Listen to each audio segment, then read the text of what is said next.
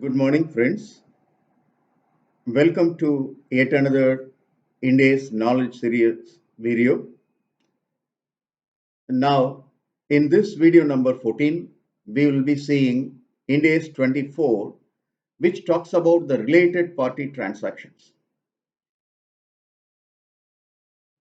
When an entity prepares a financial statement, a disclosure of the transactions it has with its related parties is considered to be of much importance for the users for a simple reason: the dependence of the entity with its related parties, or the volume of transactions which it has with the related parties, and whether the related party transactions have been properly priced, whether it is an arm's length price, whether it has been entered into in the normal course of transaction, whether these transactions are genuine or for used for the purposes of any adjustment in the financial statement, is one of the important way in which a financial statement can be analyzed when we are looking into the disclosures given with respect to the related party transactions. And accordingly, a lot of stress is being given on Ind AS 24 related party disclosures. So we will have a detailed discussion about how to identify the related parties, what type of relationship they have with the reporting entity, and at what point of time the related party transactions are required to be disclosed, and when it is disclosed, what are all the uh, guidances which is given in the Ind AS 24 is what is our discussion today. We have an equivalent standard in our Indian GAAP, which is AS 18. This standard, Ind AS 24, has some significant differences between our AS 18, which was mandatory for all the companies. We will get into this complete insights of related party disclosures as per Ind AS 24 in this video. Before we proceed, I must thank all of you for sending me nice feedbacks, inputs, and comments, and also a lot of encouraging words which has been sent to me through text, WhatsApp, and through my email ID. It is actually a great motivation to me to continue this entire process of completing the uh, Ind AS through a knowledge series video. All the Ind AS and IFRS series standards which are converted as an Ind AS standards will be covered in this process. The one thing is made as a request to you is, please share these videos without any hesitation to all your professional colleagues as well as your article students, so that whatever effort which is being put in by us will reach a larger audience. Every time it is not required for you to share the link of this video. You may ask them to be a subscriber to the YouTube channel, so that the moment I upload any video, it automatically goes as a notification in their inbox. So with that request, let me take you through the details of Ind AS 24 related party disclosures. We must know what is the agenda for this discussion. We will see what is the objective of this standard. As I have said, the objective is to identify the related parties and the transactions they have, and whether those transactions are held in the normal course of business or in special circumstances, so that a reader will have a better knowledge about the interplay between the related party transactions and the company's financial position as well as the financial performance of a particular period. For this purpose, we should know who are related parties. So we will identify the related parties as per the guidance given in this standard. And what are all the transactions which are covered when it is entered with the related parties is the next important discussion which we have to have. Because certain transactions are covered, certain transactions are excluded from the coverage of this particular standard.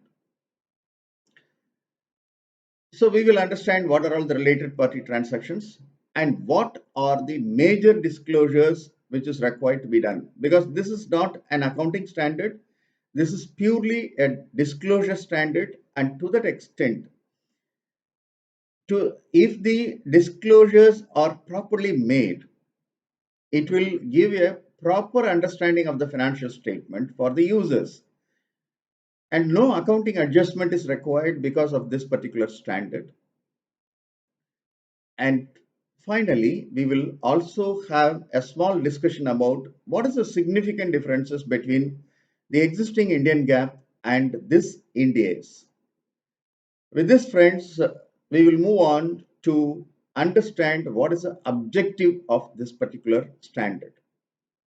It's a very simple standard. Only thing is we have to understand the application of this particular standard in making the disclosures required, in understanding or identifying the related parties and the related transactions. Very simple standard. But only confusion which we are having is that who are related parties? Identifying the related parties is what is little difficult in the standard. Once you have identified the related parties, taking the statement of accounts of the related parties for the particular year from the financial books and disclosing that transactions are very simple. So the objective is trying to say what is the related disclosures with respect to the name of the related party and the nature of the related party relationship.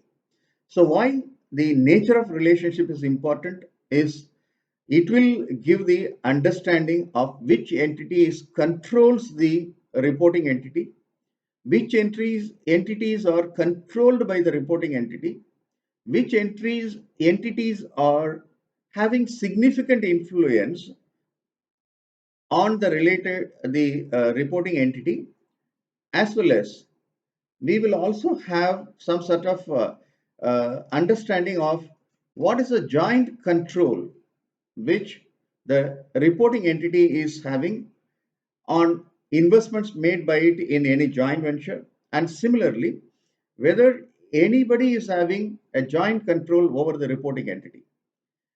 And this is not stops at an entity level, it also looks at is there any individual party is having some sort of relationship with the entity by means of control, by means of significant influence, by means of joint control over the entity. That is also it's getting covered to identify the related party relationship. So this gives the first guidance to understand who is the related party and what type of the relationship the entity has with the related party. That's the first objective. Once it is identified, the second objective is asking us to identify what are the related party transactions, what are all the transactions with those related parties, and what are all the balances which are outstanding with the related parties. So the transactions will be covered, what has happened during the period, and the closing balances also give some sort of idea whether balances are with the related parties is prejudicial to the interest of the company or reporting entity. That also is being the one of the objective of this particular standard. And of course, sometimes we may not have entered into any transaction which is monetary in nature. There is no pricing which has been done, there is no loans which has been given, nothing is outstanding. but the company might have given a commitment with respect to the related parties. For example, if a loan has been taken by one of the related party and the company gives a guarantee or company gives a security, in that case, there is an exposure for the company that should also be known to the users of the financial statement. So, what is the commitment the company has with respect to the related parties is also another point which has to be covered. That is the objective of this. So, identifying the related parties and the nature of relationship. Second, what are the related party transactions which has to be disclosed. Third, what is the balances which are outstanding at the reporting period, and is there any item which is uh, comes as a commitment given on behalf of the related parties or taken from the related parties. So all those items are very important information for the user of the financial statement to understand how the company works and what is the risk of company having transaction with the related parties, etc., is uh, what an user looks for. And to that extent, the objective of this standard helps the user to understand very clearly all the information which he looks for in respect of related parties and the transaction with the related parties. Now, how the relationship may arise. The standard gives a list of parties who are related, and if you are looking into the paragraph wise guidance, we may little bit confused. So for that purpose, what I have done is to split that entire relationship and the root cause of the relationship, how it arises, into three buckets. One, the possible three levels in which it can happen. One, at the individual level. For example, an individual has a control or significant influence or joint control of the reporting entity, or he may be a relative of the person who has the control, etc., or he may be a key management personnel. So, at the individual level, what is the relationship which comes between that individual and the reporting entity, and what are all the transactions entered into with that individual? So, that is based on the individual level. Second, based on the group level. For example, if I'm talking about group A, which has a parent company, which has an ultimate parent company, which has a subsidiary, and that subsidiary has a step down subsidiary, or this entity is having some fellow subsidiaries, or this entity is having some associates, joint ventures, all those things is we will try to understand as part of this. Whereas the associate and joint ventures are considered outside the group, subsidiaries, parent companies, ultimate parent companies, fellow subsidiaries, step down subsidiaries are part of the group. So we will have the second possibility based on the group structure or group level. There could be relationship which may come, which gets covered in Ind AS 24. And the third part could be there are entities in with whom this reporting entity has transaction. It may be outside the group, maybe an associate, maybe a joint venture, or maybe a third party with whom the entity is having some sort of transaction. And that third parties or any entity outside the group may also constitute a relationship. That is the third possible level. So, individual level or group level or outside the group level is the three possibilities of having related party relationship. Now, what could be the important aspect which we have to consider when we are talking about related party transactions? Three concepts are very, very important. The first concept which we have to consider is control. When we are talking about control, whether the reporting entity controls the other entities, maybe within the group or outside the group. Normally, if the control comes in, it becomes automatically within the group. The other possibility is it may be controlled by somebody else. The reporting entity is controlled by somebody else, maybe a parent company or whatever. We will look into that in detail. Or maybe an individual who is the ultimate investor for the parent company or ultimate parent company is considered to be having the control. That's what we are saying. An individual may be having a control over that entity. So control is one of the important aspects which we have to see. And the second important aspect which we have to see is whether anybody is not having control or any entity is not having control over the reporting entity, but has significant influence over the decision making on anything which is happening with respect to the operating and financial policy of the reporting entity. If that can be significantly influenced by an individual or entities with the group or maybe outside the group, will also get covered. So we should understand what is control, we should understand what is significant influence. And the third possibility could be it may be a joint control. That means two entities may be controlling the reporting entity, or the reporting entity along with another entity will be controlling a different entity or a third entity. So those possibilities are considered as a joint control. So three concepts which is very important: control, significant influence, and joint control. But what is the definition of control, significant influence, and joint control? The standard says all these above terms of control, significant influence, and joint control are as defined in Ind AS 110, which talks about consolidated financial statement, 111, which talks about joint ventures and joint arrangement, and Ind AS 28, which talks about when an entity made an investment in an associate or joint venture. So these three standards are defining what is control, what is significant influence, and what is joint control. We should understand the definition in accordance with that particular standard. Now, what could be the relationship which will come based on the individual level? I'm just splitting the entire related party relationship as given in standard into three buckets. That's what we have seen. First, we are seeing how a relationship may arise at the individual level. So what it says is that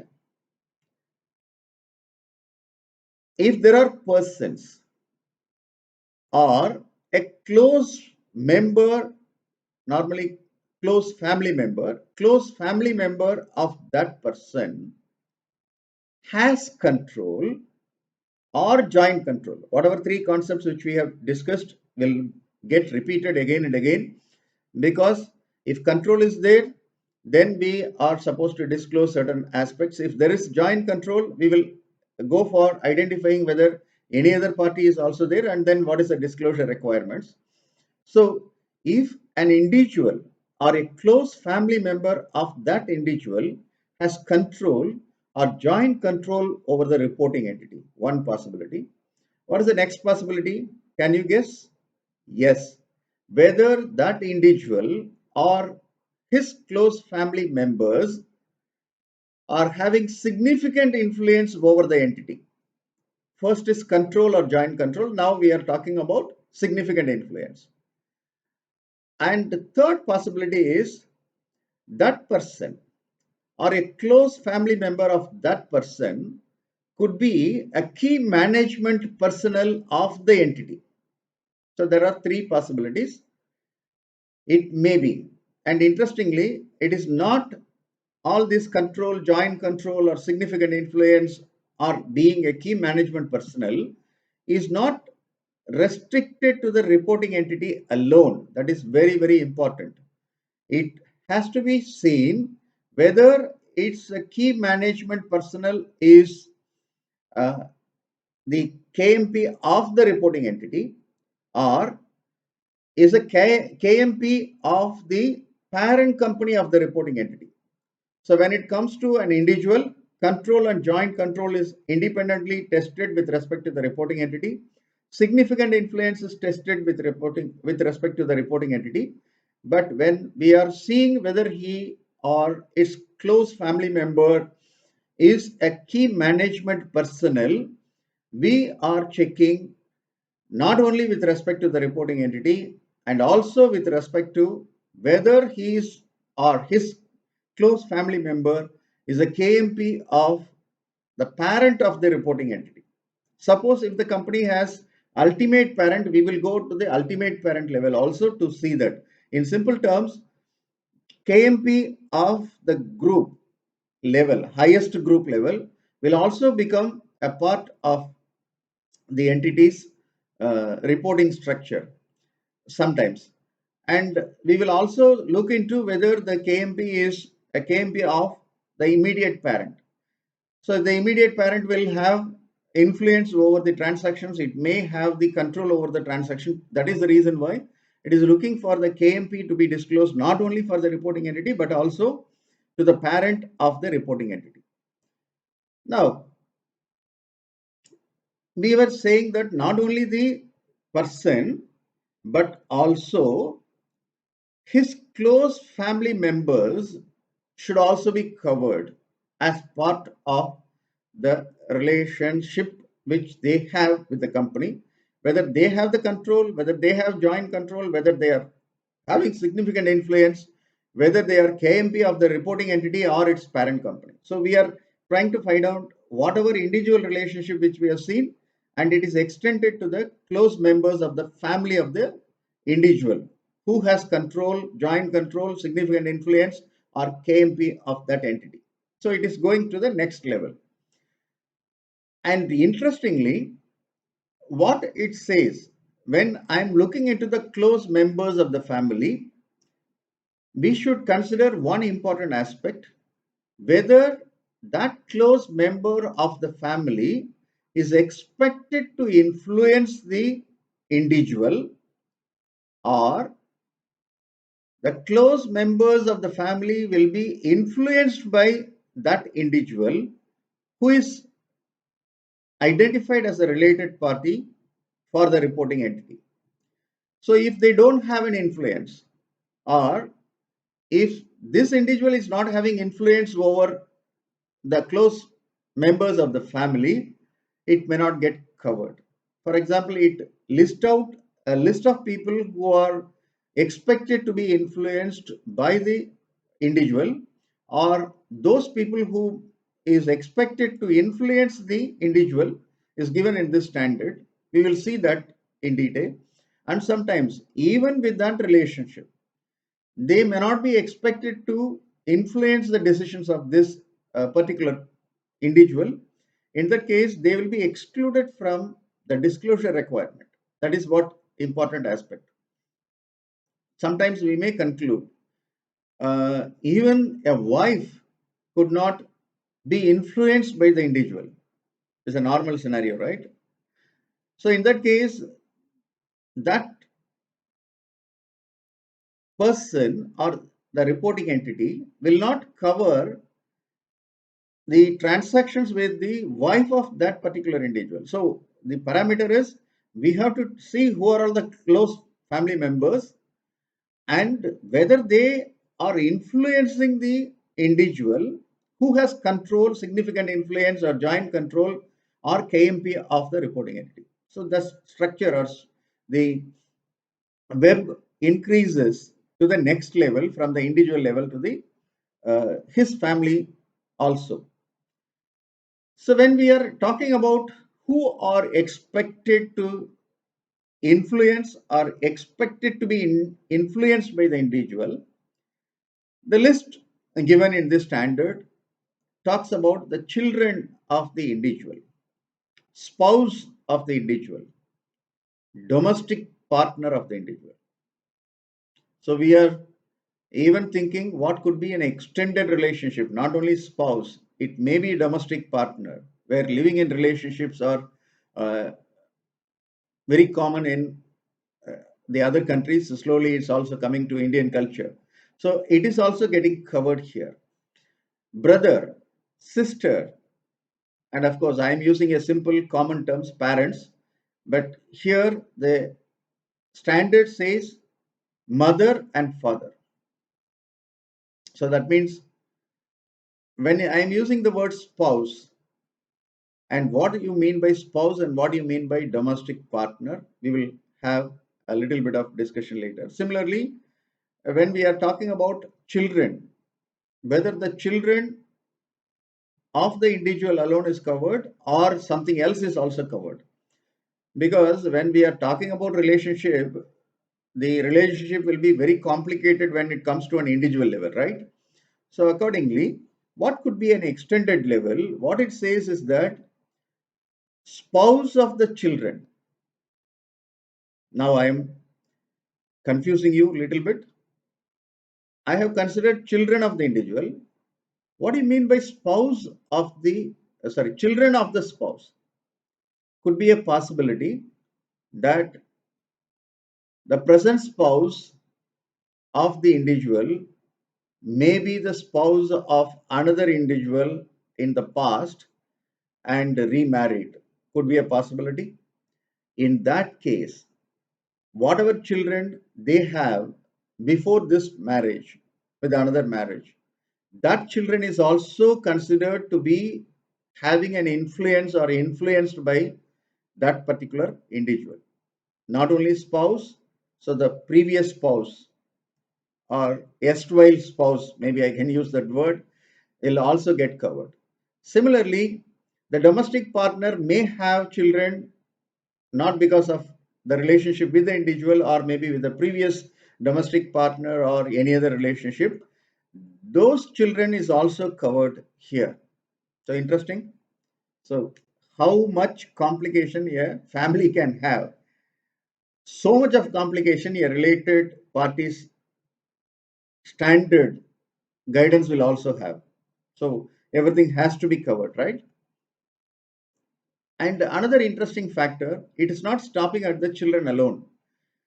There could be people who are dependent on the individual, dependent on the spouse, or dependent on the domestic partner. So who could be a dependent? For example, a brother of the spouse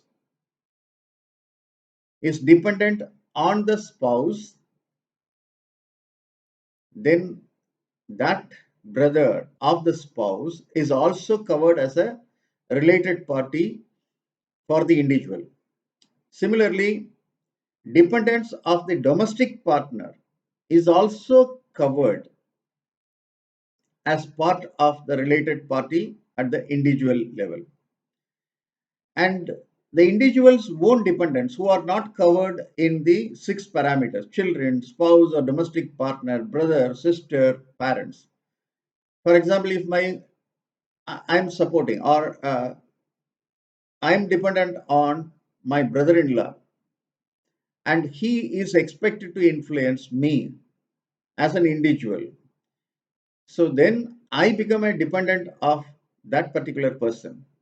Suppose if my brother-in-law is assessing the related party disclosure as per Ind AS 24, I'm a dependent to him, and to that extent, he will consider any transaction with me also part of that. But if I am not dependent on my brother-in-law, for my brother-in-law, I am not considered as a dependent, and to that extent, any transaction between me and the reporting entity through the connection of my brother-in-law will not be part of the disclosure. So if these parties are not specifically covered, that's a children, spouse, domestic partner, brother, sister, parents, and the children of the spouse and domestic partner, these people or these persons are specifically covered as a person expected to influence or influenced by the individual, automatically covered as a related party. As far as the other people or other related parties for the individual is considered only if they are dependent. Otherwise, that transactions or relationship is not to be included as part of Ind AS 24, right? We started with individual. We have covered his extended family, and what could be the other scenario of his extended family is also considered with respect to the individual level. So this explanation of related party from the point of view of an individual has a significant difference when we consider the definition given in Companies Act 2013. Companies Act 2013 actually talks about uh, parents and grandparents, children and grandchildren, brother, sister, and spouse. So that is the only thing which has been covered there as far as an individual is concerned. And of course, it also talks about if I'm a member of a HUF, that HUF is also covered. So whereas it is not going to the other category of the next level, children of the spouse, children of the domestic partner, and domestic partner, all those items are not covered under the Companies Act 2013. What may happen? The way in which you report the related party transaction under Section 188 of the Companies Act may be totally different from what is the disclosure you are supposed to give as per Ind AS 24. So people who are in the preparation of the financial statement, as well as who are auditing the related party transactions and who are studying the related party transactions, should be aware of this significant differences. And I always believe that whenever we are talking about a particular standard, we should have a connected discussion relating to Companies Act, relating to Income Tax Act. Okay, we have talked about the related party with respect to the definition under Ind AS 24, which differs significantly with the definition given in Companies Act 2013. Is there any impact as per the Income Tax Act? Again, Income Tax Act defines related parties in a different level, and those transactions are expected to be disclosed according to Section 40A2B of the Income Tax Act 1961. So we should know what is the definition as per Ind AS 24, which will get disclosed as part of the notes and accounts. What are all the disclosures, the definition given under the Companies Act, which will be the basis for Section 188 related compliance, and what is the relationship defined as per Income Tax Act that will be the basis for disclosure of 48(2)B transactions as per Section 48(2)B of the Income Tax Act. Okay. So now we have to be very, very clear on what we are looking for. Now, let's proceed to understand who are key management personnel. Again, key management personnel, Companies Act 2013 defines who are key management personnel, and whether that definition is equivalent to this, let us see. What it says is that persons who are having authority, maybe a delegated authority also, that is very important. They have the authority and also the responsibility for planning, directing, and controlling. Planning, directing, and controlling what? The activities of the entities. So when we are talking about activities of the entity, planning, directing, and controlling need not necessarily stop at the financial policies. It may be for the operating policies also. So those activities are planned, directed, or controlled by persons who are having authority and responsibility for doing it, maybe directly or indirectly. So when I'm saying indirectly, interestingly, if we are talking about a board of director, if I'm talking about a director of the board, maybe a whole-time director or non-executive director, no problem. We will try to understand that they are having authority and responsibility. But under the Companies Act, non-executive directors are not considered to have authority and responsibility for planning, directing, and controlling the activities of the entity. Whereas here it says directly or indirectly. That means even non-executive directors will also get covered. It will not stop at that level. If the functional structure of the organization has certain authority and responsibility at certain vertical level. For example, general manager for planning, general manager for operations, general managers for finance. If I'm talking about that category, they also have an indirect responsibility or indirect authority, which is a delegated authority to them. Ind AS 24 goes to that level of considering the related party transactions. Okay, it says including any director, whereas key management personnel starts with managing director, executive director, etc., or whole-time director. Here it says any person who has an authority or responsibility with respect to planning, directing, and controlling the activities of the entity, either directly or indirectly, and includes director. That means there could be other persons who has to be identified as key management personnel in this structure. Okay, let's see what you mean by planning, directing, controlling the activities. More or less, it is like a significant influence in the way in which the key management personnel plans, directs, and controls the activities. Control as well as influence directly or indirectly. So the definition comes from Companies Act 2013. And that definition in the Companies Act 2013 is significantly differing from the definition given in Ind AS 24. This is exactly what we have seen in the previous slide as well. Now, having seen the individual, close family members of that individual, that is the extended family, and what could be the next level of extended family, the spouse, children of the spouse, dependents, these children of the domestic partner, dependents of the domestic partner, and dependents of the individuals. All those things we have seen as the second layer of extended family. Now, we have also seen who is the key management personnel. Let us take some examples for us to understand the concept of the relationship arising out of an individual's or the key management personnel point of view.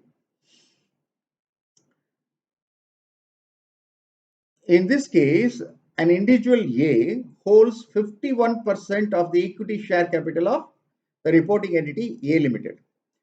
A Limited does not have any other share capital, any other form of share capital. That means this individual is holding more than 50% of the equity share capital of the reporting entity.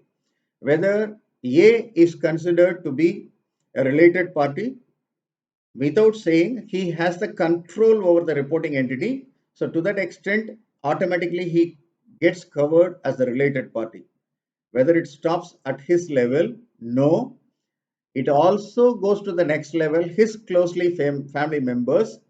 And when we are talking about the close family members, next layer of relationship of the individual is also gets covered. But only point which we have to see is whether the second layer of extended family or the third layer of extended family, that's a close family members, are capable of influenced by this individual, that is A, or those people or related party relatives of the individual will be able to influence his decision making process. Only if they are able to influence him, to that extent the decisions which he is making is also getting influenced with respect to the reporting entity. That's the reason why we are looking for how the individual can, or the close family members of the individual can influence or influenced by the individual, and because of that indirect influence is happening with respect to the reporting entity. Now you will understand why we are talking about an individual, close family members of the individual, and whether they have been influenced by or influencing the individual. So we are getting into that level.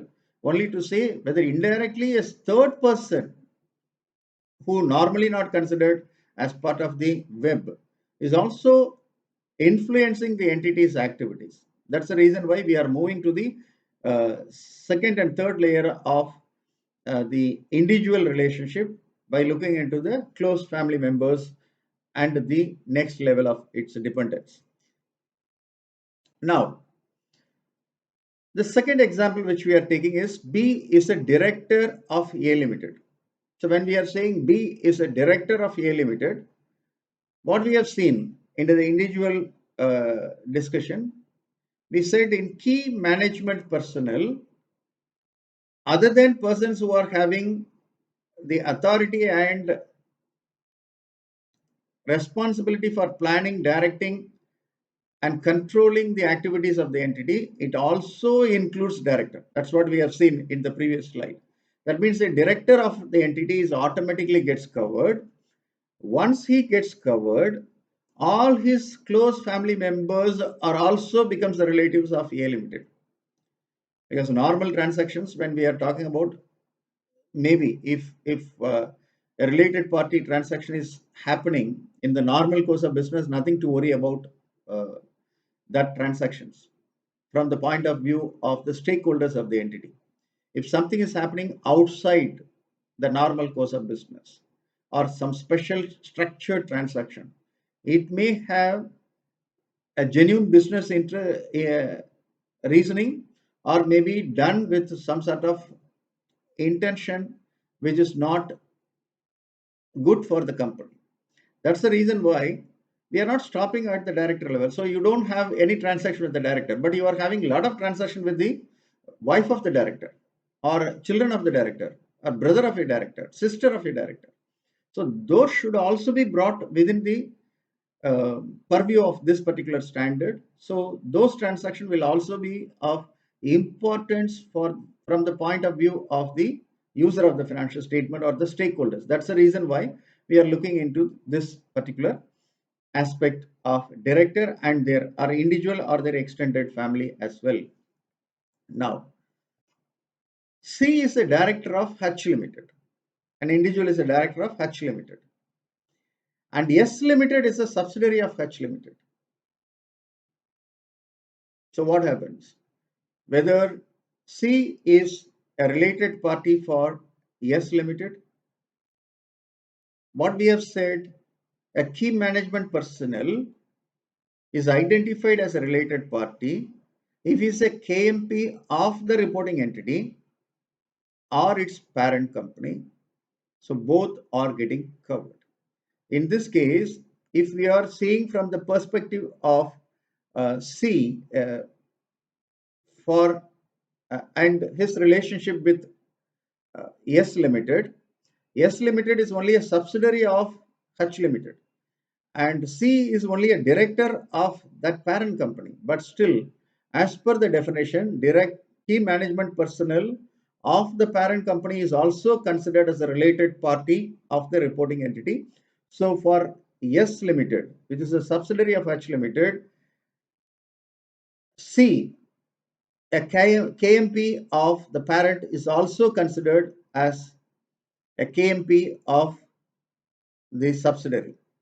The moment he is covered, all his close family members who has influence or who can be influenced by that KMP is also getting covered here. So if you see the case studies as well as the definition which we have seen, even if there is the smallest possibility of somebody indirectly influencing the transactions with the reporting entity, gets covered. That's the way in which the guidance or maybe the prescription given in this standard is so beautifully structured. Let's take some more example. A is the divisional manager of an entity and he is not a director. But A is responsible for an operating division and reports that to the board of directors on its performance. So whether A is considered to be a related party to this. Control, joint control, significant influence, etc., cannot be applied, but the principle of key management personnel, we have to see whether it will get covered. What we have seen in the definition, any person who has the authority and responsibility for planning, controlling, and directing the activities of the entity, either directly or indirectly, including a director. That's what we have seen. So, including a director comes as a last piece of the definition. That means we have to see, uh, even if the person is not a director, whether the other conditions are getting satisfied. In this case, he is only a divisional manager, not a director. So, just because he is not a director, whether we can exclude him from the definition of related party, but going by the key management personnel definition, he has the authority and responsibility for running a particular division, operating division, and reporting responsibility to the board of directors on its performance of the operating division. So, accordingly, he is also considered as a related party because he is a key management personnel. The moment he gets covered, we should also goes to the first layer of his family and the second layer of his family, which is getting covered as within the definition of close family members of the individual. Perfect. Now, so in that case, when we are looking into Ind AS 24, we should also see who are all the other category of the people other than directors who have an influence over the entity's activities or control over the activities, planning over the activities. They have the responsibility and power, authority to do that. So we have to look into that aspect as well. So a general manager production could be a related party. A general manager operations could be a related party. A general manager finance could be a related party. A general manager HR can also be a related party. Okay, it is not stopping at a director level, goes to the next level also to identify whether they are also considered within the key management personnel level. Sometimes there could be some managing committee which deals with certain products and customers. Say, for example, there is a marketing committee and there is a committee for production. Whether a member of the management committee is considered as a key management personnel, they are also considered as a KMP because they have the responsibility as well as authority with respect to production, with respect to sales, and that is activities of the entity. So, to that extent, planning, directing, and controlling the production base and the sales related activities, even if they are only part of the management committee, not as a single individual, they are also gets covered as part of this. So only thing which we have to see is that whether they have the responsibility and authority to do the planning. So just because a management committee is there and I am only a secretary to the management committee, where I only take the notes of the proceedings of these minutes, and I cannot decide what is the policy on that, then I may not be having responsibility and authority to plan, direct, and control the operating activities of the entity. So we have to see what is the role assigned to the particular member of the management committee, whether that indirectly goes into the perspective of he has the having the authority and responsibility for planning, directing, and controlling the activities of the entity. If that is not there, because it's a collective condition. So if it is not there, then he is not considered. But including a director, when it comes, automatically a director is getting covered without even he has the responsibility and the uh, authority to control, etc. Because indirectly, directors are considered to have that authority which is vested on them as in by virtue of their powers as part of the board of directors. That's the reason why when it comes to directors, it says take all the directors as part of the key management personnel. So we have seen and we have understood at length who are all the related parties arising out of the individual level. To recap, it may be individual level who has the control, who has the significant influence, who has the joint control, and we have also seen close family members of that individual. We have also seen if an individual has a significant influence on the reporting entity. And thirdly, we have seen key management personnel. These are all the three categories which we have seen with respect to individual level, how the related party can be identified. Now we move on to the group level. Again, I'm repeating for the convenience of learning. I'm splitting into three groups. The standard is not splitting that into three groups. But if we put that into three buckets, we will be very easily able to identify whenever a question comes into whether this is part of the related party or not. That's the reason why I'm doing it, for the ease of convenience to identify the related party. So we are moving to the group level related party identification. What it says is that whether the entity and reporting entities are members of the same group. How it can happen? This entity or some other entity is controlling the reporting entity, not this entity. Some other entity is controlling the reporting entity.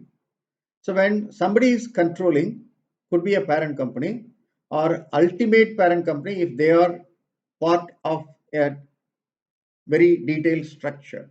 So that is what we are considering, whether they are the reporting entity and the entity which is a related party is form part of the members of the same group. So reporting entity is controlled by somebody else. Normally it will be a parent and subsidiary relationship. Reporting entity is a subsidiary and the controlling entity is the parent company, or maybe it is a ultimate parent company. The other entity is controlled by the reporting entity. So how other entity will be controlled by the reporting entity? What type of relationship will be there? So the reporting entity may be the parent company and the other entity will be the subsidiary of the parent company. So accordingly, subsidiaries are covered. The third possibility could be the entities are under common control. Both the reporting entities and other entity which we are trying to identify whether it's a related party or not, both are under the same control, or all the entities which we are trying to identify whether they are related are under the common control. Very simple example which I can give is that fellow subsidiary. For example, there is one parent A and there are 7 subsidiaries for A. All the 7 subsidiaries are considered to be related parties both for A as well as to each of them. So we are looking for who is controlling the reporting party within the group, parent and ultimate parent, who is controlled by the reporting parties within the group, which is subsidiary of the reporting entity. Whether the reporting entities is under common control with the other entities, they are fellow subsidiaries. This is covered by means of the group level. And the standard also gives one more guidance where it says that suppose the key management person's services are outsourced to the reporting entity or to the parent of the reporting entity by any entity. For example, there is an entity called B Limited which has outsourced the key management personnel services to the reporting entity or the parent of the reporting entity. So in both those cases, that third entity is also considered as part of the group. So that is another interesting factor which we normally not come across, because we don't normally outsource the key management personnel services. But when we are outsourcing an activity relating to, for example, the entire accounting or finance function is being outsourced, or treasury function is outsourced, or HR function is outsourced. or the production function is outsourced, we have seen functional heads also considered as key management personnel. Suppose if that entity is doing the KMP services, or the reporting entity is giving a key management personnel services to the reporting entity or to the parent of the reporting entity. So we are always considered whether that entity is also has directly or indirectly as a related party. Maybe there is a possibility of structuring a transaction like that to hoodwink the users of the financial statement. So the Ind AS 24 goes to that extent of covering that type of entities and any member of that group. So, but only thing here we are saying is that key management's personal services should be outsourced. If it is not outsourced, then we will not extend this research further. So second level we have seen. Before we take up some points or examples for us to understand, let us also understand what you mean by outside the group level. So could be one entity is an associate or joint venture of the other entity. So associate and joint ventures, since they don't have the control over the entity, or under the common control, or controlled by some other entity. So we don't consider the third entity as part of group. So, but relationship may be, entity may be an associate or joint venture of another entity. So that means there is a significant influence on another company. So the moment somebody has invested in the reporting entity, or or two entities have joined together to make an investment in one entity, so that joint venture and associate is also becoming part of the related party outside the group. This is an other entity, third entity is investing less than the controlling stake in the reporting entity. The other possibility is also there. Reporting entity might be investing in another entity as an associate or joint venture. So in that case, that is also get covered.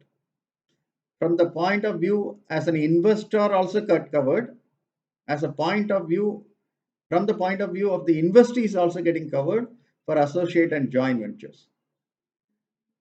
Another possibility could be, I have not actually invested on the third party, but I am also an investor. The third party is also investor. Sorry, another entity is also an investor in a joint venture. That is a third joint venture. So I am a joint venturer along with another party. Both the joint venturers are also considered as part of the related party. So we have covered only if I am talking about one entity is an associate or joint venture, etc. What it says that there could be another structure. One entity is a joint venture of a third party, and another entity who is the joint venture, another entity could be an associate of the third party. So that third party is so the other entity is also considered as my related party. So on the third party, anyway, I am having a joint control, I will cover it. Whether the other party who is an associate of the joint venture, whether it has to be covered, it says yes, because one party is a joint venture of the third party and other is an associate of the third party. We will move on to the next possibility. Here it says that suppose if there is a common post-employment benefit plan for the employees of the reporting entity or any other entity relating to the reporting entity, then the post-employment benefit plan is also covered as a related party. Normally, in Indian scenario, it may not be happening because majority of the post-employment benefit plans are being covered through LIC policy or an insurance policy, and in that case, it is not possible. But if we are talking about an insurance company which is a related party to the reporting entity and it is maintaining the post-employment plan of the employees of the reporting entity, then that insurance company can also get covered. So we have to see with whom the retirement benefit or post-employment benefit plans are being covered.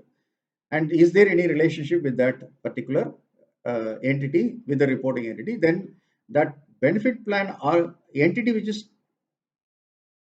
actually administers the post-employment plan will also get covered as a related party.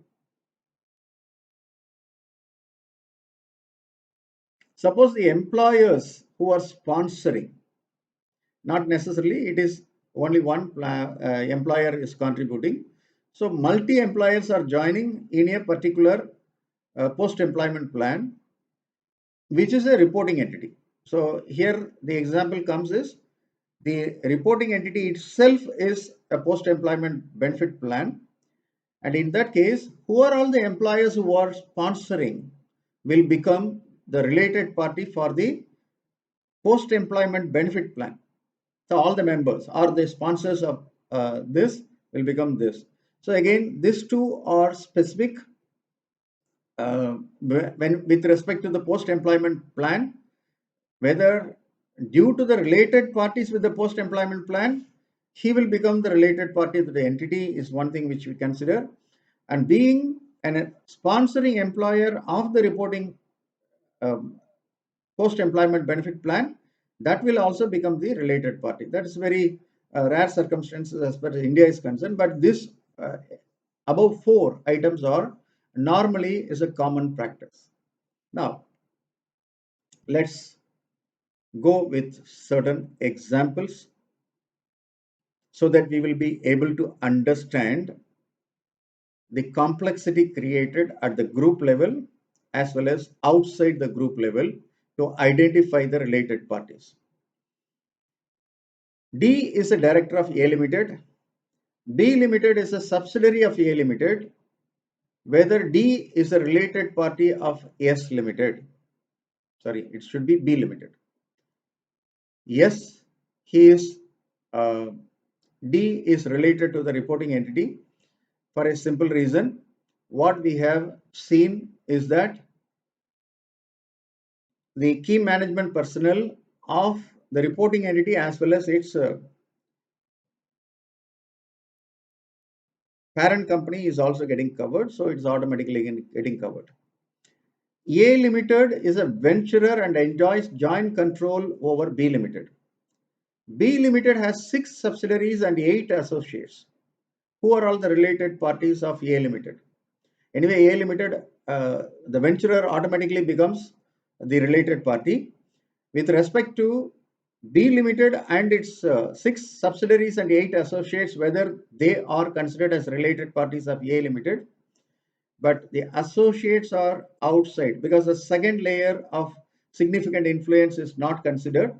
So if there is a joint venture partner or venturer into A Limited who has a joint control over B Limited, so to that extent, we will be considering the relationship as part of this, and the B Limited as well as its 6 subsidiaries will be part of the related parties, and the 8 associates are excluded from the.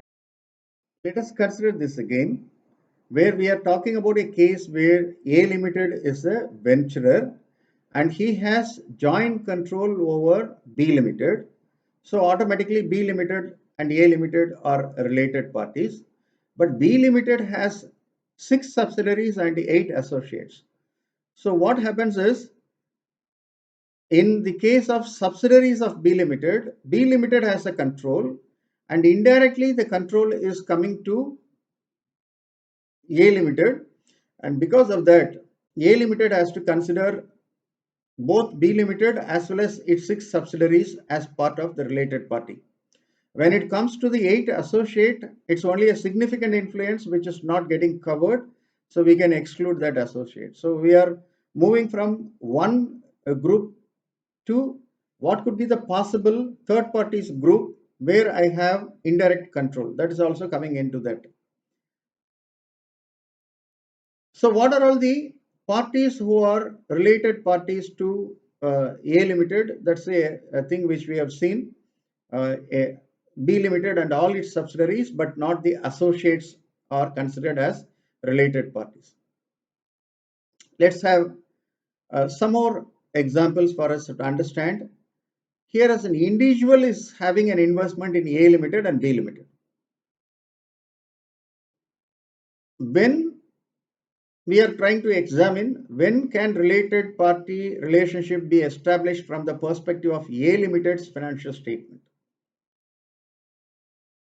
B Limited is related to A Limited when X has control, joint control or significant influence over B Limited. So that means the same individual has control, joint control or significant influence over two entities, and the two entities automatically becomes related parties. Okay. It's like we are talking about fellow subsidiaries, right? A similar scenario is extended to the individual level also. Single person is having control over a group of entities, and we have to see whether he has control, joint control, and significant influence in the other entity. If so, automatically that entity becomes a related party to the reporting entity. From the point of view of B Limited, so we have seen X's investment from the point of view A Limited. Now we are saying that since he is an investor in B Limited also, what is the relationship or related parties from the point of view of B Limited? Here, A Limited, again, only thing is we are talking about a case of one individual is having control or significant influence or joint control over several entities, and those entities are automatically considered related parties with each other. That's exactly is what is covered here. In the previous one is from the perspective of A Limited. In the second one, it's from the perspective of B Limited. Suppose if we are saying the investment which he has made in A Limited and B Limited is only significant influence, it says A Limited and B Limited will not be considered as related party since no direct or indirect control is there. So here we are talking about one thing, control and joint control. So it should be changed as control, joint control and significant influence. But actually there is example, the answer should be changed to only control and joint control. Here also it should be control and joint control. If he has significant influence over several entities, whether those entities are related parties to each other, the guidance says that there is no direct or indirect control, and accordingly, they are not related parties to each other. So we move on to the next possible scenario. A Limited is parent company with three subsidiaries, which are B Limited, C Limited, and D Limited. E Limited is an associate of A Limited. F is a subsidiary of E Limited, which provides KMP services to A Limited. So, which we have seen, if any entity in the group is providing KMP services to the reporting entity or its parent company, then we have to cover that as a related party. So, automatically F is getting covered. E is an associate of A Limited. So, associate is automatically comes into the picture. Three subsidiaries are also getting covered. And who are all the related parties? Let us identify. A Limited is a related party. Now we are asking the question from the point of view of F Limited, not from the point of A Limited, because the answer from A Limited is very clear fact pattern. So it's being a parent company has control, and fellows, it has control over three subsidiaries, so all the subsidiaries has to be covered. It has an investment in associate, that is also getting covered. It also has one entity which is a subsidiary which is providing KMP services, that is also getting. So it's a clear scenario where we are talking about relationship with respect to A Limited. We are trying to find out one of the entity in the group structure, which is F Limited. Who are all the related parties for F Limited? Let us take F Limited. F Limited is a subsidiary of E Limited. Okay. So accordingly, E Limited is the parent company. Entity controlling the reporting entity F Limited is E Limited. E Limited is covered. E Limited is in turn is an associate of A Limited. So that is also gets covered. And another interesting factor is A Limited being a parent company of the associate, or it is also subsidiary of E Limited, then that is also getting covered in this perspective. The moment A Limited is getting covered, the fellow subsidiaries is also getting covered, and that is what it says: A Limited, B Limited, C Limited, D Limited, and E Limited are related parties. So with this example, what you can understand? Whatever is the structure in which the investments are made, or the way in which the entire corporate structure has been planned to avoid related party transactions being identified and reported, the elaborate principles of Ind AS 24 some way or other covers those transactions as well. And accordingly, what is an important aspect for us is to identify the related parties first. And maybe for this purposes, audit procedure may require the auditor to ask for certain representation that it clearly covers all the entities. That is also coming as part of the audit procedure on related party transaction. There is a separate standards on auditing. That is, when you are reading your standards on auditing, keep it in your mind that you have to apply that with the perspective of the standard as well as from the Companies Act perspective. Now, we have something to further discuss. Here we are talking about close family members of the reporting entity.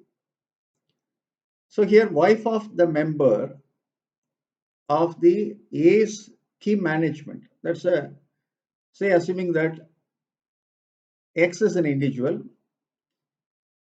who is the KMP of A.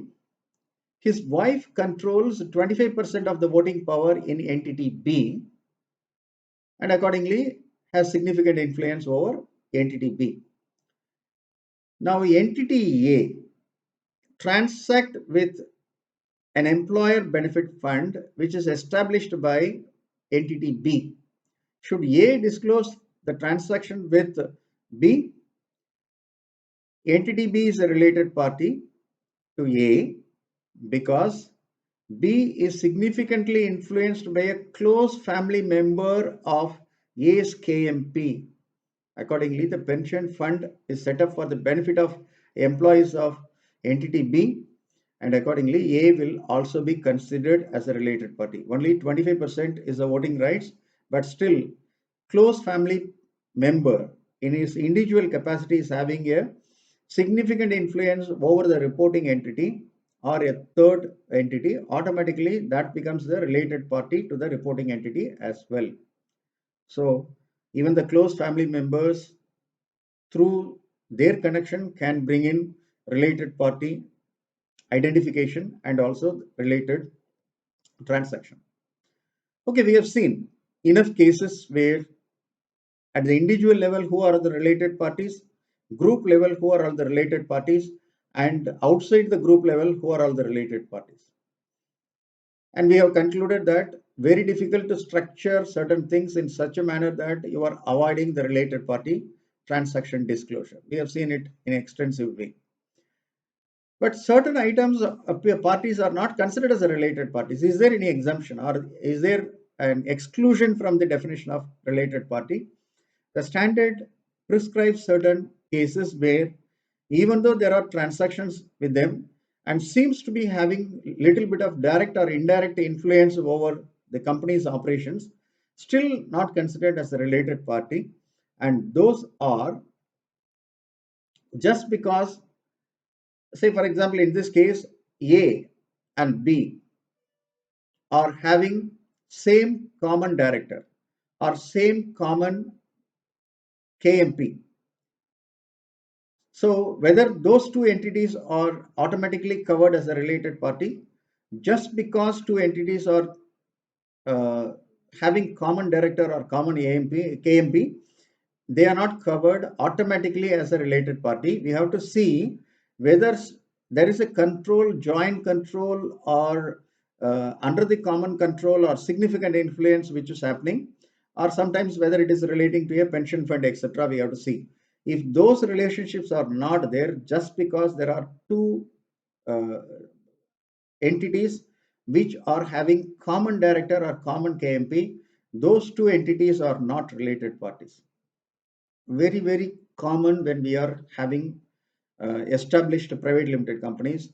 A limited has two directors, husband and wife, and B limited is also having two directors, husband and wife. So we are talking about A private limited and B private limited.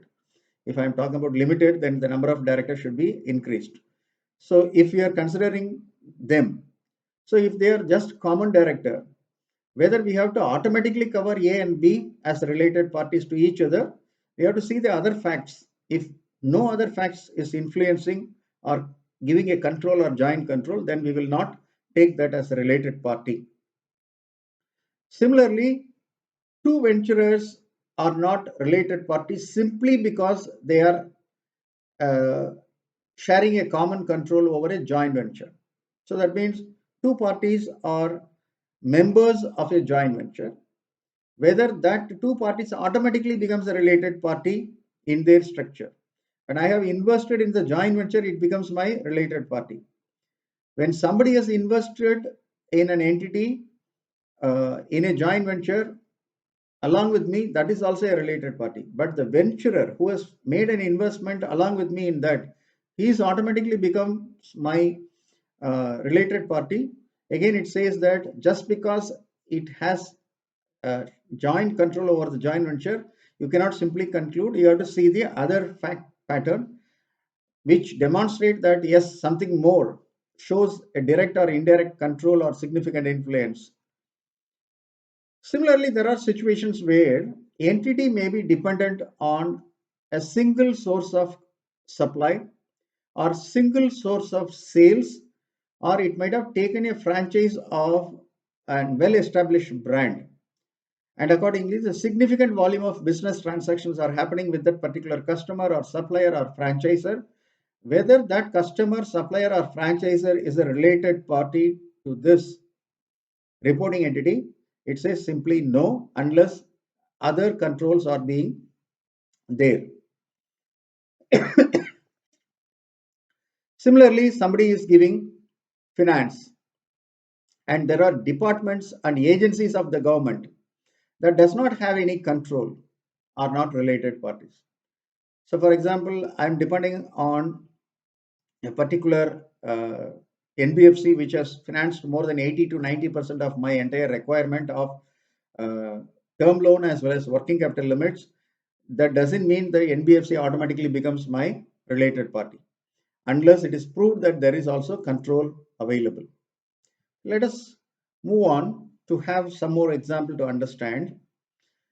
Izzat is the CEO of A Limited. He also has significant influence with B Limited. Whether that makes A and B Limited are related parties? No, just because they have common KMP or common person who has an influence over the other entity. A is the CEO of A Limited, which is the holding company of B Limited. Miss B, who is a sister of A, is Miss B is a related party to B Limited? Yes, because if you remember from the entity level, we have seen that if a KMP is a KMP of this reporting entity or its parent company, then he is covered and his close family members is also covered. Sister is considered as a close family member. If she is capable of influencing or influenced by Mr. A, then B is considered as a related party. In this example, I have considered that she has an influence. C is an important customer of C Limited.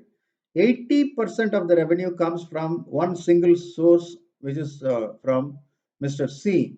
Whether Mr. C is related party to C Limited? No, because we have seen single source of supply or single source of sales or franchise model will not automatically gives rise to relationship, but only we have to see whether any other direct or indirect control or significant influence is available. Otherwise, C is not considered as a related party to C Limited. JV is an equal joint venture between J Limited and B Limited. Whether they are related parties, because they are only venturers into the JV. And as we have said, just because I'm a venturer into a JV, whether the other two venturers are automatically become related party? No, unless there are other facts patterns which shows there are more relationship than just being a joint venture partners. Director in X Limited, also a director in Y Limited. He has no other interest in either of these entities, whether X Limited and Y Limited are related parties. We have seen just because there are common directors, two entities are not considered to be related parties. We have to see whether further evidence is available to prove any relationship. Otherwise, we will simply conclude that X Limited and Y Limited are not related parties. A Bank and B Bank has financed to XY Limited, and they have nominated a non-executive director to the board. So whether A Limited and B Limited is becoming related parties for XY Limited. Interestingly, the nominee director is a related party because including a director, so automatically he becomes a related party. But whether A Limited and B Limited being a financier to this is becoming a related party, can we say that they have control, joint control, or significant influence over the entity? No, it could be only protective rights and not participating rights. Whenever something goes beyond the situation of the entity having a different policy decision which may affect the bank, in that case the bank can influence the decision to be revised. So it is only a participating protective rights and not participating rights, and to that extent significant influence will not be there when we are considering the definition given in Ind AS 28. So accordingly here the financiers A Bank and B Bank are not related parties even though they have nominated a common director. What are related party transactions? The entire problem with respect to Ind AS 24 is to identify the related persons. Once you have identified, very simple process, get all the statements of accounts or ledgers of that related parties. You will find out what are all the transactions with them. Those transactions has to be reported. That's all. So accordingly, the second step, identifying the related party transaction, is an easier job if you have established the relationship first. So with that, let's see what are all the transactions which are covered by means of Ind AS 24. Any transfer of resources, services, or obligation. Resources, you may be saying that I have given a loan to my subsidiary, or I have given, maybe I have asked my technical knowledge to be used by the subsidiary, technical know-how, or I am giving my team's support to the subsidiary or any other related party, then it is considered as a related party transaction. Services, maybe I will, so resources also contains when I am selling the goods, that is also transfer of resources. I can sell services to that entity, that is also getting covered. These are having monetary values. But I am entering into an obligation without any consideration. For example, I am giving a guarantee. I am giving a security of the entity as asset to the loan taken by another entity. That is also considered if the another entity is a related party as a related party transaction under this standard.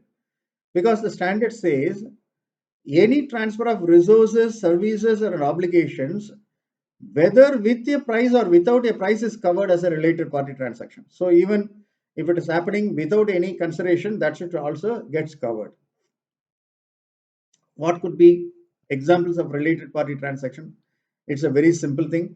It may be purchase and sale of property or other assets, purchase and sale of goods and services, and leases, transfer of guarantees, etc., under financial arrangements, or I am giving a loans to the other entities, anything which is happening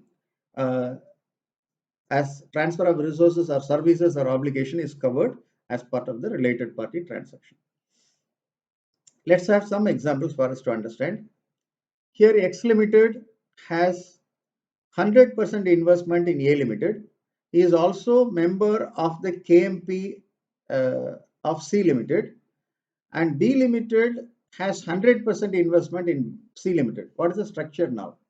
A is the ultimate owner of the entire group.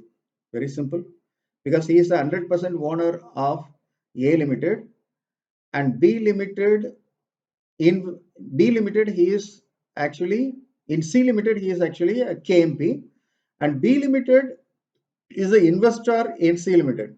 So in B Limited he doesn't have any investment, but still what happens is C Limited's parent company is nothing but B Limited.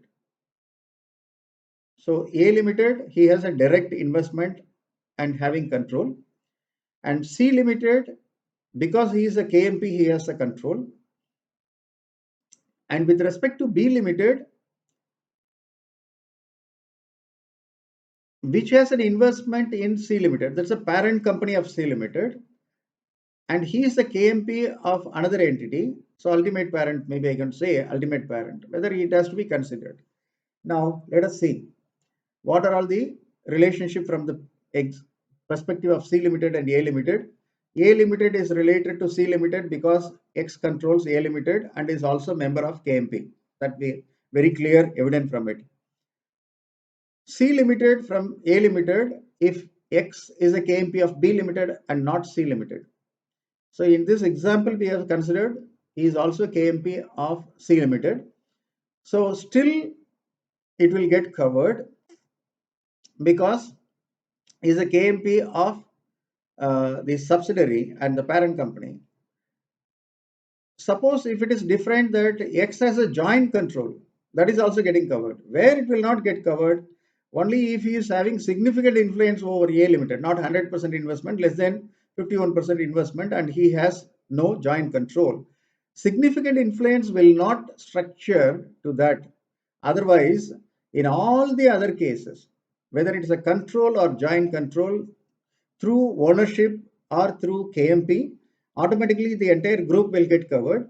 But only when he has no control over the ultimate company, he is only having significant influence, then the other entities are not considered, or X is not considered as the related party of C Limited.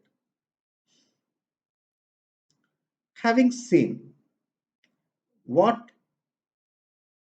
constitute a relationship with a reporting entity at the individual level, in group level, outside the group level, and what constitute the transactions to be covered with those related parties. Now it is the final stage of the discussion is how to disclose and what is the disclosure requirement of this. What it says is that you have to disclose the nature of related parties even if there is no transaction. When there could be a scenario where transactions are not there but relationship is there, there may be a disclosure required mandatorily as per Ind AS 24. Second scenario, disclosure of relationship and the transactions are required only when there is a transaction.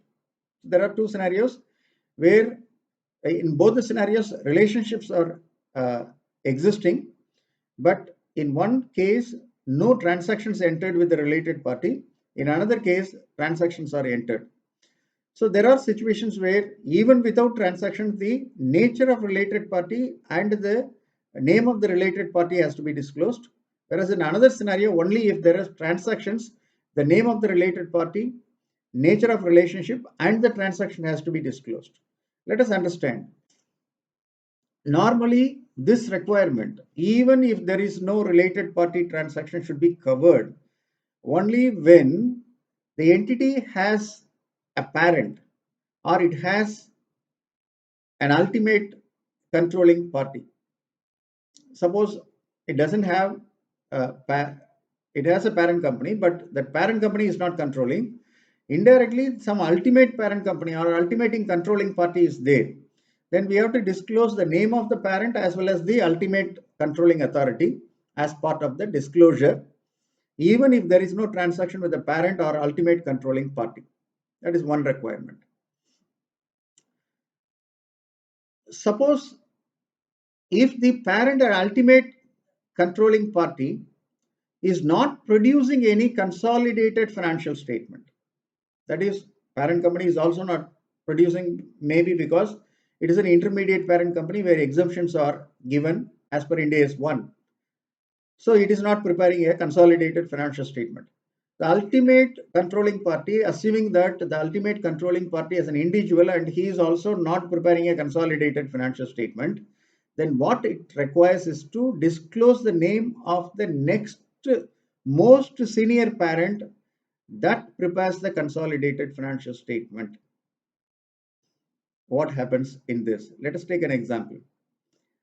Mr. X is the ultimate controlling party of P Limited, which has invested in C Limited, and C Limited has also invested in D Limited.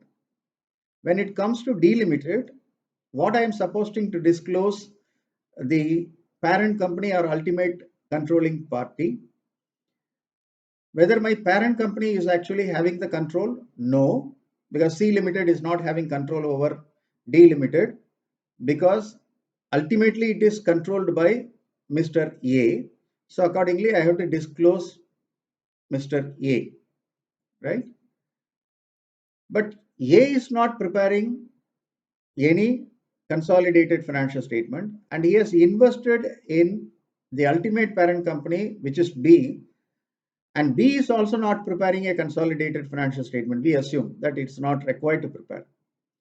Then we cannot disclose B Limited as an ultimate parent company. Ultimate controlling party we know, but ultimate parent company is B Limited, but we cannot disclose because it is not preparing a consolidated financial statement.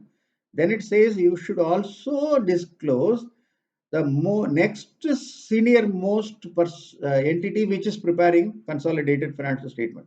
In this example, assuming that we have talked about D Limited and C Limited prepares a consolidated financial statement, the immediate next senior most parent is C Limited for us, and accordingly we have to consider that disclosure as well, right? So parent company, controlling party, ultimate parent company, senior most immediate parent.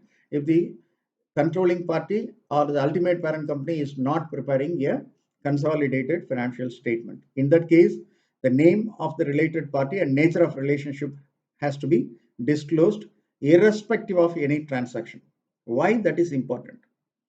For a simple reason, the corporate structure can be very easily understood who is controlling the entity or reporting entity, or who is the ultimate parent company, or which prepares a public financial statement, so that I can go and see the public financial statement, a consolidated group level financial statement.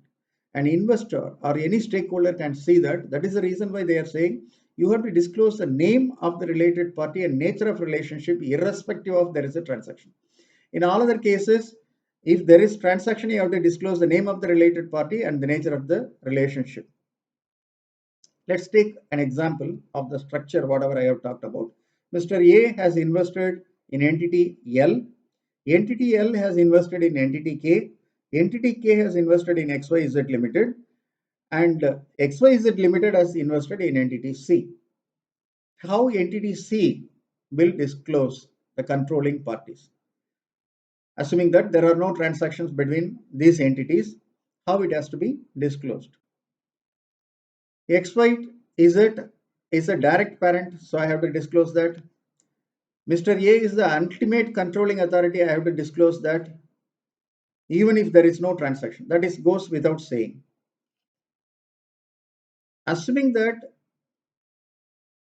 entity K alone prepares the consolidated financial statement, XYZ is not preparing A is not preparing consolidated financial statement. What we have said is the next most senior parent is the first parent in the group above the immediate parent. So in this case, assuming K prepares the consolidated financial statement, it is the next most senior parent, and that should also be disclosed even if there is no transaction with the entity K. So C should disclose A, XYZ, and entity K. Ultimate parent company should also be disclosed if that information is not disclosed in any of the published financial statement. So in simple terms, C will disclose A as the ultimate controlling party, L as the ultimate parent company, K as the next most senior parent which prepares consolidated financial statement, and XYZ Limited as the parent company. And all these entities are related parties for entity C. And even if there is no transaction with any of these entities, the name of the related party and the nature of the relationship, that is A as the ultimate controlling party, entity L, ultimate parent company, entity K, most senior parent which produces consolidated financial statement, XYZ as the parent company should be disclosed even if there is no transaction with those parties.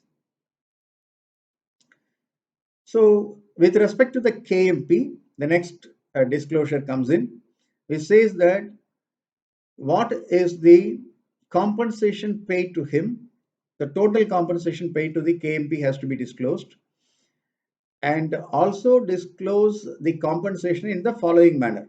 So the entire compensation paid to the KMP should be disclosed. And what should be the cases? What is the short-term employee benefit? What is the post-employment benefit? What is the other long-term employee benefits? What is the termination benefits? What is the share-based payments which has been given? So all the items which is covered under Ind AS 19 should be disclosed separately with respect to the KMP. But the challenge comes is that majority of the companies may not be interested in disclosing all these items. They will say confidential.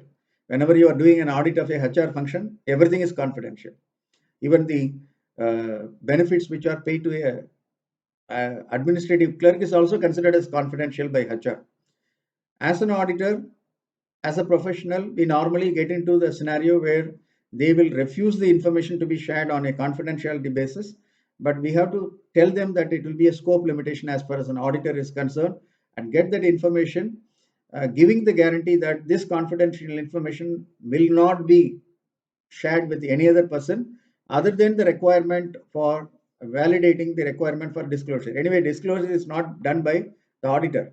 Disclosure is done by the management. So accordingly, I'm not disclosing anything relating to confidential information, but it should be validated whether that is correct or not. But another point which I have seen in respect to the disclosure of the remuneration paid to key management personnel is that majority of the cases, the post-employment benefits and other long-term employee benefits are not determined on individual level. It is company as a whole. For example, a gratuity scheme, the obligation is determined company as a whole. The fair value of the plan asset is determined company as a whole, and the net liability is recognized in the profit and loss account as an additional charge, or the net asset is taken as a asset in the financial statement as a credit to the profit and loss account. So to that extent, I don't know what is the exact amount of gratuity which I have provided during the current year with respect to the KMP. Similarly, I don't know what is the value of individual compensated absence, which is the other long-term employee benefit, because that is also determined entity as a whole. Whether it is possible for me to determine, so it is not possible. So accordingly, it is advisable to use a disclaimer under related party transactions saying that with respect to post-employment benefits and other long-term employee benefits in the nature of compensated absence or whatever other benefits which are determined company as a whole, the individual amount of benefit to the key management personnel could not be determined independently, and to that extent it is not separately disclosed. That disclaimer should be part of the related party transaction under Ind AS 24. The same principle you have to also have it as per AS 18.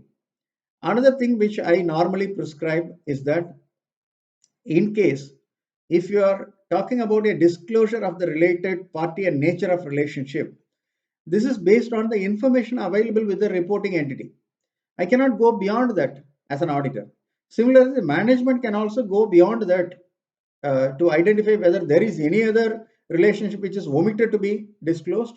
So there is another disclaimer which normally being made or suggested to be made is that the above disclosure of the related parties and the nature of relationships are disclosed based on the information to that extent available with the reporting entity.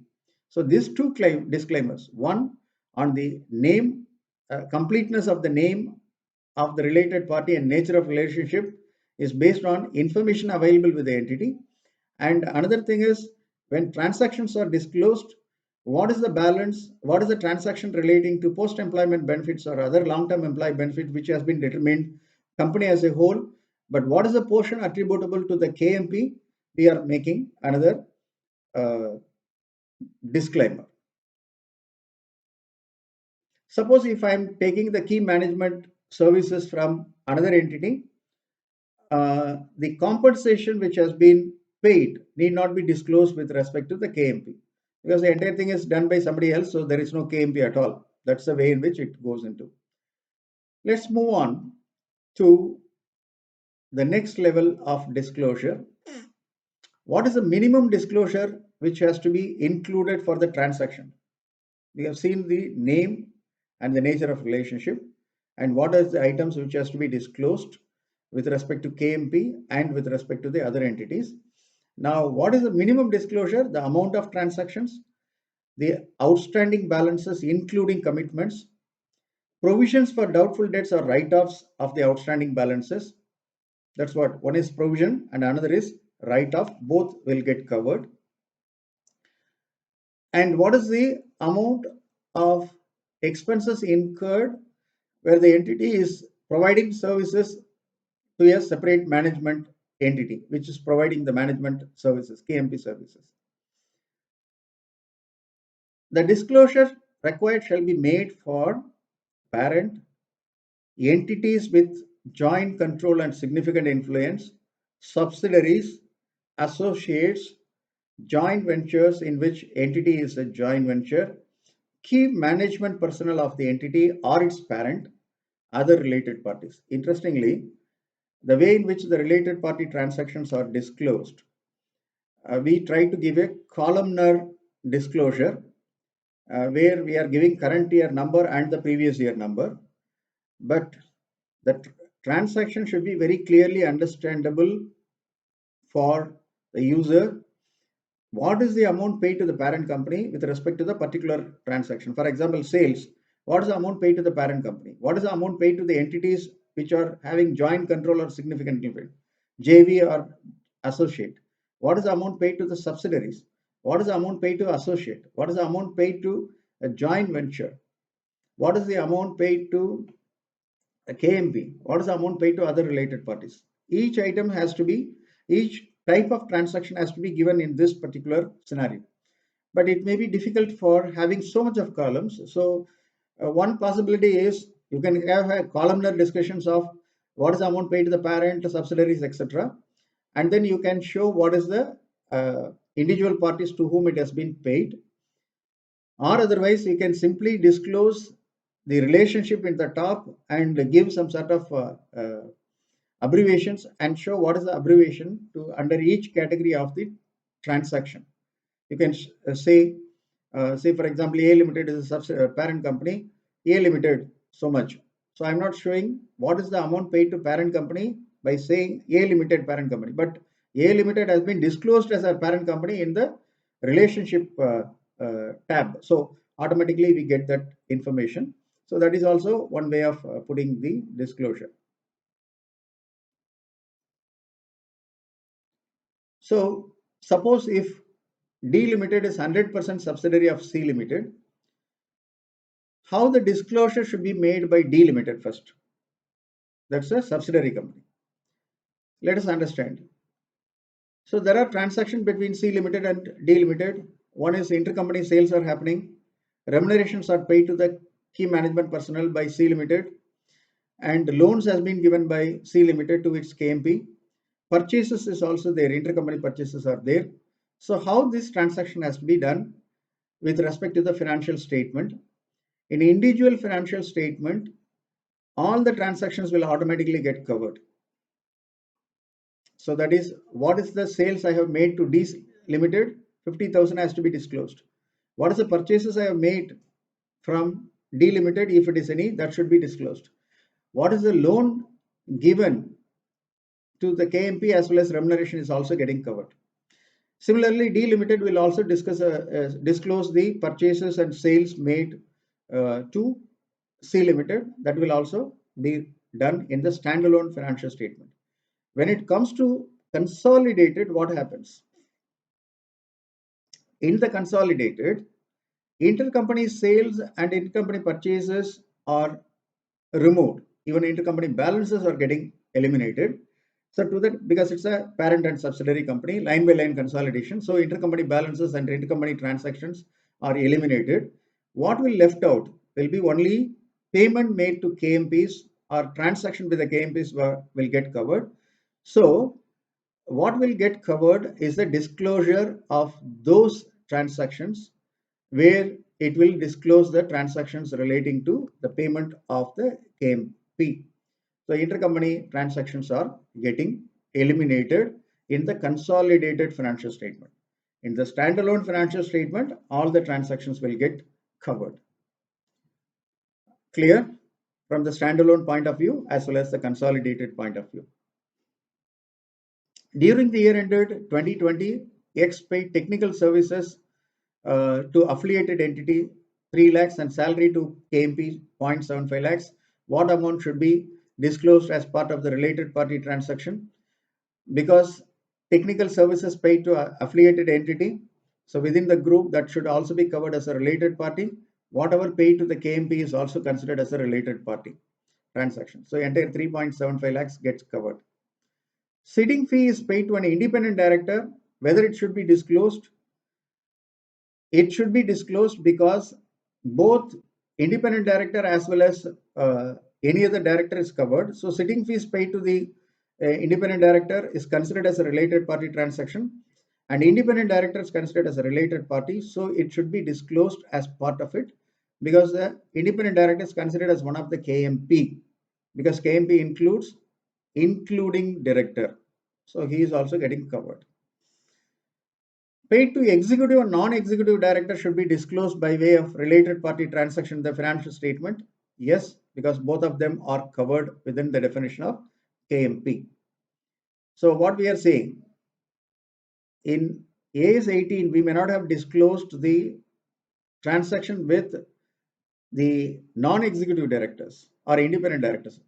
Here, they are also getting covered in Ind AS 24. There is some exemption given with respect to government related entities. What it says is that you need not disclose the transaction if the government has the control or joint control or significant influence over the entity. For example, if it's a government of India undertaking or a state government undertaking, then I need not disclose the transactions with the government. And suppose if another entity is also under the same government control or joint control or significant influence, any transaction with the other party will also be not covered. That means I will not even disclose what is the nature of relationship, what is the name of the party, and what is the transaction which has been happened, because ultimately the government is controlling the entire thing. Why should we disclose? That is the logic which is coming in. So if the exemption has been applied, name of the government and nature of relationship the government has should be disclosed. The other entities are not to be disclosed, but the government has to be disclosed. In case if there are transactions which are there I will not show independently, but what is the volume of transaction if they are collectively significant transaction. If it is not immaterial transaction, I can ignore. If collectively they are significant transaction for the line item, then I can show what is the overall transaction. That is the disclosure which is there. Otherwise, not independently for each category of the transaction, you have to disclose who is the related party and what is the volume of transaction, not required. Coming to the last slide of this presentation, maybe we will try to understand what is the significant difference between AS and Ind AS. There is no separate standard under income computation and disclosure standards, and accordingly we are not going to have a comparison. But one point, as far as the Income Tax Act is concerned, you have to consider the reporting requirement under section 48(2)(b) of the Income Tax Act with respect to related party transaction, and consider that there you have to consider the definition given in the Income Tax Act. Not all the transactions which are getting reported under Ind AS 24 will get reported in 48(2)(b). You have to be clear on that aspect as far as income tax is concerned. As far as AS 18 and Ind AS 24 is concerned, what is the difference? AS 24 also talks about a close member of the family of an individual, whereas it says relatives of an individual. Who is close member, etc. is not there. It simply covers the relatives. Key management personnel of the parent is also covered under Ind AS 24, but it is not covered here. It is only KMP of the entity is covered as far as AS 18 is concerned. If there are co-venturers or venturers, there are guidances which are available as far as Ind AS 24, and similarly it's co-venturers and co-associates. So I have invested 20%, another entity has invested, I have invested 20%, another entity invested 30%, another entity has invested 30% in an entity. I need not consider other two co-associates as my investor, as my related party. That's the way in which it has been explained. That's what we have seen. And it says, what is the effect of influences which do not lead to transactions? It's not specifically talking about, but in case if there is an inherent difficulty for the management to determine the effect, there is an exemption given in AS 18, but there is no such exemption which is available under Ind AS 24. Post-employment benefits are also covered, whereas that type of transactions are not covered by AS 18. There is a disclosure requirement to consider the next most senior parent, which prepares the consolidated financial statement and available for public use if the ultimate controlling authority or the parent company or ultimate parent company is not preparing. So AS 18 does not have any such disclosure.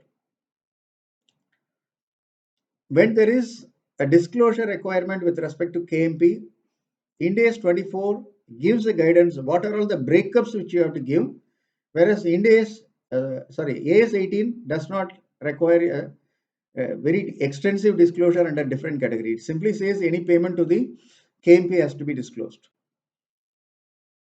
Ind AS 24 says you have to disclose what is the amount of transaction, whereas AS 18 says volume of transactions can be appropriately included or grossed up and shown. So what is the meaning of that? AS 18 separately has one particular requirement. If any particular related party has more than 10% of the total volume of transaction, then the name of the related party and the volume of the transaction has to be given separately. But that type of 10% threshold limit is not included in Ind AS 24 for a simple reason. It says that the amount of transaction with the related party needs to be disclosed.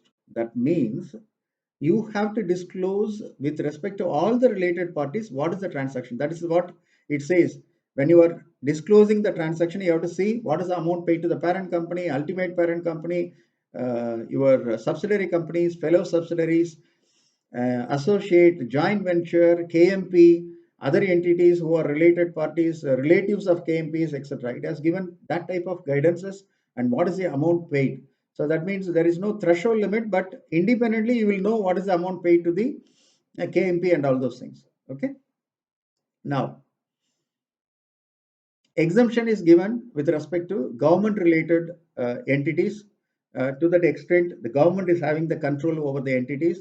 You need not disclose independently the transactions, whereas AS 18 presently not giving that type of detailed exemption. It totally exempts that particular transaction. So that is the end of our detailed discussion on who is the related party, how the relationship has to be identified, what are the transactions covered under Ind AS 24 as related party transaction, what transactions need not be disclosed, considered as a related party transaction, and what is the disclosure requirement of the related party transaction, what are all the exemptions from disclosure of related party transactions. So we have a very detailed discussion, very fruitful discussion, and hope this gives a complete explanation of all your queries relating to Ind AS 24.